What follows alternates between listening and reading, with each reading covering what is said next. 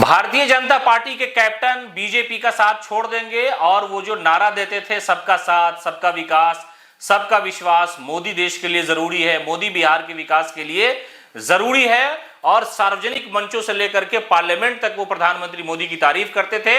ऐसे बीजेपी के कैप्टन और बीजेपी से अलविदा कह सकते हैं, अलविदा ले सकते हैं। ये इसलिए कहा जा रहा है क्योंकि जो हालात है 2024 के लोकसभा चुनाव को लेकर के, उसमें ये तस्वीरें सामने आ रही है कि बीजेपी में भी टूट होगी। बीजेपी के भी कई नेता हैं जो दूसरी पार्टी का दामन थाम सकते हैं। उसमें से पहला नाम आ रहा है राजीव प्रताप रूढ़ी का।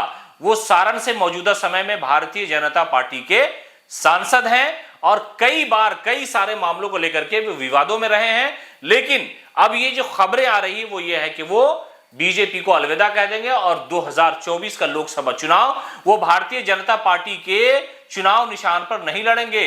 मोदी के विकास की बात नहीं करेंगे, बल्कि मोदी के विनाश की बात वो करते नजर आ सकते हैं। इसलिए केवल राजीव प्रताप रूढ़ी जो है जनता दल यूनाइटेड का दामन थाम सकते हैं और जेडीयू उन्हें चुनाव लड़वा सकती है और वो जनता दल यूनाइटेड यानी मुख्यमंत्री नीतीश कुमार के सुशासन की दुहाई देते हुए लोगों के बीच जा सकते हैं। 2019 में जब वो चुनाव लड़ रहे थे तो इस दौरान उन्होंने भारतीय जनता पार्टी और प्रधानमंत्री मोदी की लोकप्रियता के सहारे चुनाव जीत करके दिल्ली गए और दिल्ली से कभी कभी हवाई जहाज उड़ा करके वो पटना भी आते हैं। प्रोफेशनली वो कैप्टन है और राजनीतिक तौर पर वो मेंबर ऑफ पार्लियामेंट है भारतीय जनता पार्टी के।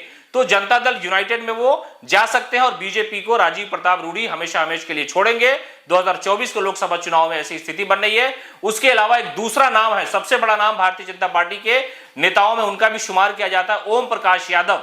ओम प्रकाश यादव और सिवान की जो राजनीति है वो दोनों एक साथ चलती है। ओम प्रकाश यादव पिछली बार चुनाव इसलिए हार गए क्योंकि उनका टिकट ही काट दिया गया, यानी एनडीए गठबंधन में कविता सिंह को सिवान से चुनाव लड़ा दिया मुख्यमंत्री नीतीश कुमार ने, और ओम प्रकाश जो पहले से सांसद थे, सिटिंग एमपी थे, उनका टिकट जो है भारतीय जनता पार्टी ने काटा। अलायंस में होने की वजह से उन्होंने जनता दल यूनाइटेड के खाते में ये सीट दे दी और जेडीयू ने कविता को सिवान से खड़ा किया। हिना शहाब और कविता का मुकाबला हुआ, कविता चुनाव जीत जाती है। लेकिन इस बार जो हालात बदल रहे हैं तो ओम प्रकाश यादव चुनाव में जाएंगे, वो चुनाव हर हाल में लड़ेंगे सिवान से। और ओम प्रकाश यादव के बारे में यह कहा जा रहा है कि वो जनता दल यूनाइटेड के टिकट पर चुनाव लड़ सकते हैं। ऐसी स्थिति बनती है। हालांकि तस्वीर अभी कुछ दिन बाद साफ होगी, लेकिन ओम प्रकाश यादव बीजेपी को अलविदा कह देंगे। हालांकि वो राजनीति में स्वर्गीय मोहम्मद शहाबुद्दीन का तस्करा करते हैं। वो कहते हैं कि उन्होंने राजनीति में हमारा बड़ा सहारा बने वो और हमेशा उन्होंने मेरी मदद की। तो ओम प्रकाश यादव इस बार जो राजनीतिक समीकरण बैठाने वाले हैं वो भारतीय जनता पार्टी के खिलाफ जाकर के जनता दल यूनाइटेड से चुनाव लड़ सकते हैं सिवान से, और वो जेडीयू में जा सकते थे। यानी बीजेपी के दो बड़े नेता जो हैं वो भागने की फिराक में हैं और जनता दल यूनाइटेड का दामन थामेंगे। उसमें पहला नाम जो है वो राजीव प्रताप रूढ़ी का है, बड़े नेता हैं, बड़े फर्क से चुनाव जीतते हैं।